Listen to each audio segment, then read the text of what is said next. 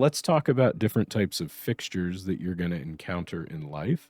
First one we'll look at is Fresnel's. And on the left there, that's got some blue light in it, is an LED fixture known as an ovation. It's from Chauvet. We have a number of these fixtures.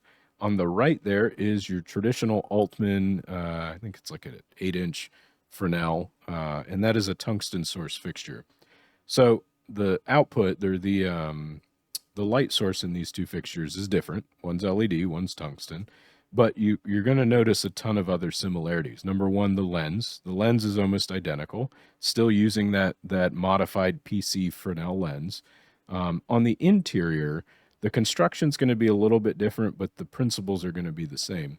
You're going to have a lamp engine. So in the tungsten one, it's a socket and the halogen screws into it and it's attached to a sled. In the LED fixture, and I haven't taken one of the ovations apart, but it's pretty reasonable to assume that there's, the LED engine and this whatever optics it might need to direct that LED light towards it. Maybe it's just an array or something. But it is also going to be on a type of sled. And the concept here is that as the light source moves closer or further away from that lens, that's going to adjust the beam angle of the Fresnel light, which is a really cool feature of these lenses. It gives you a lot more flexibility in source of the light that you can adjust what we call the zoom of fixtures when you're modifying that beam angle. Fresnel's the tungsten ones generally use a spherical reflector.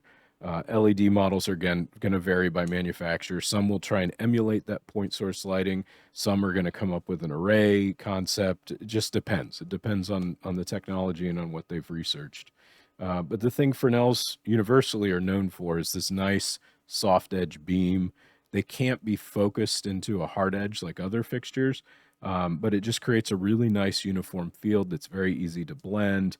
And it's good for just general illumination, but it can also be a workhorse as a spotlight for front wash or whatever. You can always recognize them by the lens pattern. And in fact, that lens is not limited to just lighthouses and stage lights. You'll find this in commercial buildings, anywhere that you need just a soft pool of light. One other thing about the zoom functionality, on the fixture on the right, it is adjusted by a wing nut type screw on the bottom that you loosen, and then you physically move the sled back and forth to adjust the zoom. On the fixture on the left, that is motorized, and it's controlled via a lighting console, which is sometimes helpful. I find, for me personally, having zoom on a fixture that is a static fixture doesn't always make sense or add anything to the fixture. And then sometimes it can make life a little bit harder because you can't adjust the zoom manually on that fixture without powering it on, connecting it to a console, or controlling it from the back. Whereas the fixture on the right there is much quicker for a technician at the fixture to do adjustments to it. But it's a little complaint and it's a personal issue. So, we'll let that slide. All right, we're talking next about ellipsoidal reflector spotlights, and you've heard me refer to these as LECOs and Source 4s. LECO and Source 4 are both brand names for these fixtures. I find ellipsoidal reflector spotlight to be a mouthful. Speaking of mouthful, it is time for a coffee break. Keurig coffee never fails to disappoint. Ellipsoidal reflector spotlights use PC lenses with an ellipsoidal reflector to focus a beam through the aperture, as we've said. The neat part about them is that they have sliding and interchangeable lens tubes. So if you look at these two fixtures, the one on the left is the Chauvet Ovation, the one on the right is the ETC Source 4. They look very similar. ETC designed the Source 4 in I think they released it in like 94, 95. It changed kind of everything about lighting technology at the time, and it was honestly the last best ellipsoidal reflector spotlight, and everybody since then has been trying to emulate them and what they were able to accomplish. Essentially, the biggest thing is that you get 1,000-watt spotlight using only 575 watts. The optics, the reflector, all of that technology kind of changed everything about how people built ellipsoidal reflector spotlights, and that's why they kind of earned the title of calling it Source 4s. because it became ubiquitous in the industry. And you can see the design similarities still persist to this day with Chauvet's Ovation line of ellipsoidal spotlights. But going on from that, the lens tube allows you to change the beam angle. So if you swap in a different one, you can see on the Chauvet, it's got a big 26 sticker on the side. You can get them in 36 degrees, 50. They make like a 60, I think. They go big. They go to 90. Or you can get really small down to like a 5 degree, which has a really big lens tube on it. But it's a simple, takes 2 screws out and put the new lens tube in to swap it out. Very simple, very easy to do. But that tube slides in and out, and that allows you to focus the beam. So you can get it down to a really hard edge, or you can make it soft if you're trying to blend them. If you're dropping in a gobo, if you look on the top of the fixture here, there's a slot on each of them that you can drop in an accessory or a gobo holder, which will hold that gobo in the correct spot for the beam to pass through it and then be projected. The focusing allows you to create that image and sharpen it up on whatever you're projecting it onto. The other unique part about these lights is that they have framing shutters, and I kind of touched on that a little bit, but framing shutters, if you notice, you can see 3 of them. So there's one at north, south, and east and west. And by moving those handles, you're pushing basically a shutter just in front of that beam as it passes through the aperture. And that has the effect of blocking off certain parts of the beam through absorption. But that's useful. So like, let's say you've got a light and it's pointed at a curtain, but you don't really want to light up the curtain because all it's doing is giving you this semicircle and it looks like, elementary school play. Looks lame. So you take it and you move that shutter in and then the light is blocked from the curtain. The downside is absorption reduces the total output. So use it sparingly, but it comes in handy in these fixtures. Other things to notice with these fixtures is the front both has an accessory slot. On the source 4, you can see there is an empty gel holder in that. You can put all kinds of accessories that we'll talk about in a moment. But they're very useful in that sense. Some of these will come with zoom capability. By their nature, they do not. You have to change the lens tube to adjust the zoom by adjusting the beam angle. Typically, your fixtures that are ellipsoidals with a zoom feature, the lens tube is no longer interchangeable. It comes with like a knob or an adjustment slide or something to be able to zoom it in or out. Newer fixtures, I know there's a couple like motorized zoom ones that exist on the market, but typically once you have a zoom Lico, you're not really going to need to change tubes out anyways, because that's the whole point of that is to get a different beam angle, and that's not necessary. So they got gobos, they got framing shutters.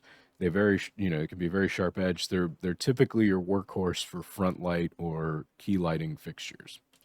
And the next one we're going to talk about is unfortunately dead. We no longer see par lamps in real life. The final manufacturer that was on this continent, well, no, I think they were in Central America, which I guess is part of North America. If it's in Mexico, it's technically North America, but just not in the U.S. I don't think there's been a lamp manufacturer in the U.S. for a long time. But anyways, Osram closed down their last par lamp factory, and that effectively killed off this lighting fixture, which was an absolute workhorse in the industry for a number of years. If you go back and look on YouTube, any classic rock band lighting show, you go to like Led Zeppelin or Guns N' Roses, Grateful Dead, you're going to see these big trusses with a ton of par cans on it. And they would just stack these things along these trusses and put all different colored gel in it.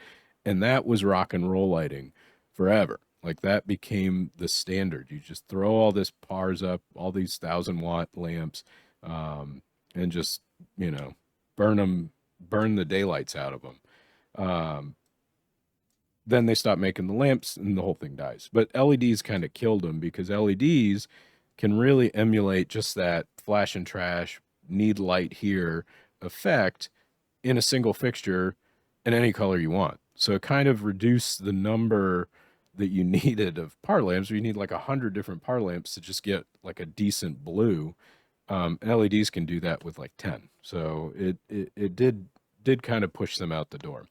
But it's important to learn about. So PAR stands for Parabolic Aluminized Reflector, And the par lamp itself is a sealed unit. So it contains the lamp, it contains the reflector, and it contains the lens, all in one pack that is entirely disposable. So you can see we're not exactly like environmentally conscious when we're talking about par lamps, but you do get a very durable product that every single time you turn it on, you're effectively getting a new lamp. When it burns out, you replace literally everything. The only thing that's in this guy here is a plug connector for the back of it, a place to hold it, and a can. And there's nothing to this that can go bad, really. I mean, eventually the socket's going to get corroded or burnt up or whatever, but it in and of itself, there's nothing to it. Um, the downside of that is that it's expensive to make. They're difficult to make, which is why Osram ended up saying, "Yeah, we're done with this." There was a late game innovation in PAR technology, which was the Source 4 PAR. So ETC said, "Hey, we've got all these Source 4 Licos. What if we do that to a PAR lamp?" And they took their HPL, their tungsten halogen lamp, and made a fixture around it that emulated the par. So it has a parabolic reflector built into it. It's much smaller. It looks more like a par can. The neat part about that is the reflector is it. I mean, it's anything's replaceable, but you don't have to throw the reflector out when the lamp burns out. You just change the HPL. The other nice part about it is the lens is interchangeable. If the lens breaks, you put a new one in. If you want to change the beam angle, you put a new one in. One thing about PARs is they did come in different beam angles. You typically would see like wide, medium, narrow, very narrow. I want to say there was like 5 or 6 different varieties of it. But the easy way to tell that is by looking at like the stippling on the front of the lens. So on this one here, I'm pretty sure this is a medium. I think the wide flood had another line that would divide these little divots a bit more. Narrow and very narrow would either be clear or have some very light stippling on it. That would just scatter the beam less, basically. So it's a straight parabolic reflector is going to do a pretty narrow beam. The way we change it is with the lens; it just scatters the light out of it. Um, but yeah, it's important to know at least about PARs that even though they're at end of life, it's still something that was part of the history, and it's kind of why we have what we have today. So let's talk about LED source fixtures. Any LED source fixture is going to use a light emitting diode instead of the tungsten. It became prevalent because we have the blue wavelength LEDs now. And most fixtures use additive color mixing engines to change colors. Not all, and we'll talk about that in a second. But because of the ability for LEDs to change colors in the additive color mixing world, it opens up a ton more options for designing because a technician doesn't need to go change gels out. You don't need a fixture for every single color. They can also do things like strobing much more effectively. So on and off is a lot faster. The tungsten is slow in that regard because the tungsten takes but like half a second for it to fully incandesce. Once you start applying current, there's a ramp up time. There's also a time that it takes to cool down. So even though you cut the voltage to it, the tungsten's still hot. It's still incandescing because it's hot. And as it cools down, then the light output starts to fade. You don't have that with LED. It's instant on, instant off. The other benefits to these fixtures is that LEDs are becoming increasingly small. They can fit more into a fixture. They're either on the array or on the cob, as we've said. The other advantages to these fixtures is they don't pull as much power and they don't create as much heat. The one area where we still see arc source lighting, though, is in moving lights and moving profiles and spots specifically, which we'll talk about right now. The reason we're still seeing the arc source is that it is still at the top end, pound for pound, a brighter source than LED. But I will say in the past 5 years, they've really done a tremendous amount of work to get LEDs to that intensity. And I would say probably in 10 years time, we're going to be past the point of arc source. It's coming. It's here. The technology is moving fast enough that we're going to move past the need for that. But let's talk profiles. Let's talk spots. Moving lighting adds the ability to pan and tilt a lighting head remotely. That's the whole concept of a moving light, and they've been around for decades at this point. These fixtures usually throw in like a whole assortment of stuff. I call them the Swiss Army knife of lighting fixtures because they add features like motorized zoom. They add features like gobo wheels and rotators. They add features with color mixing and with shuttering and built-in macros that automate all this stuff to make making a light show a simple task. You can automate the movement, you can automate the color scrolling, all this different stuff. It does everything, but everything a moving light can do can be replicated in a static light given enough time to sort it out and given enough money to buy the accessories needed to do it. The benefit of the moving light is it throws it all in one package, so your designer has to do less work to figure it out. So there's a tendency to just solve all of these problems with moving lights, but keep in mind any of your static lights can accomplish the same tasks if you're creative enough. So moving lights solve a lot of problems, but they don't solve all of your problems creatively, if that makes sense. Like I said a moment ago, moving lights often use this gas discharge lamps. Again, the LED engines are becoming strong enough that I think for most applications, LED is the choice to make unless you really need a strong, intense fixture. Both profile and spot movers typically emulate an ERS type of fixture. So you have the head of the unit, it moves on a yoke and then a rotating base for your pan and your tilt. Some fixtures are still using the mirror. This was a very common thing as moving lights kind of had their genesis moment. I want to say IntelliBeam was one, and I think Verilight made one where it's just basically a profile spot, like an ellipsoidal, that's mounted on this little chassis, and at the end of it, it has a mirror that like moves around, and that's how you position the beam. So you have to hang the fixture kind of at a 90-degree angle from where you want it to go. ETC just released a brand new one that utilizes this technology, and the neat part with theirs is they made it very flat, so it can like fit under stuff, under a stage, under set, whatever, and you have this moving light that kind of comes up at a 90. So it's still a very relevant way to build a moving light, and you'll still see it here and there. Despite now, here's where it gets interesting with the color mixing. Despite being LED, a lot of these fixtures still use a single color source light engine. So it's still putting out a white light as opposed to using color mixing. And the main reason that I've deciphered from it in reading about it is that it's harder to pack all of these LED colors inside an ellipsoidal reflector engine, particularly in one that has to have all this other crap in it to do gobos and color and all that other stuff. So a lot of LED movers, profiles and spots still have white source LEDs as opposed to the RGB, amber lime, whatever. Eventually, I think we'll see the elimination of that. From what I understand, it has a lot to do with heat management, and in fact, a lot of the ERS LEDs that exist now have liquid cooling built into them as like a heat exchanger, just because there's so much heat. Not because the LEDs create it by themselves, but you're packing so many of them into such a small space. Heat management is a huge issue with that. But the color mixing is still the same. So if you have an arc source and a LED source, they're still producing singular, multi broad spectrum wavelength light. The color mixing then falls into two categories with that. One is a color wheel, which is essentially a wheel of gel that rolls around. So you've got red, green, blue, amber, purple, whatever, and you're stuck with those colors. The other way is through color mixing flags or wheels, like you see in the picture here. So these are really cool. So in the middle here, this is open, but each of these three wheels, you've got cyan, magenta, and yellow, they rotate independently of the other. If you look at the blue one, that's probably the easiest one to see. It starts out with open white, and then it adds more and more and more cyan until you get around to the end where it's completely covered. And these lines just get bigger and bigger and bigger until it's completely covered.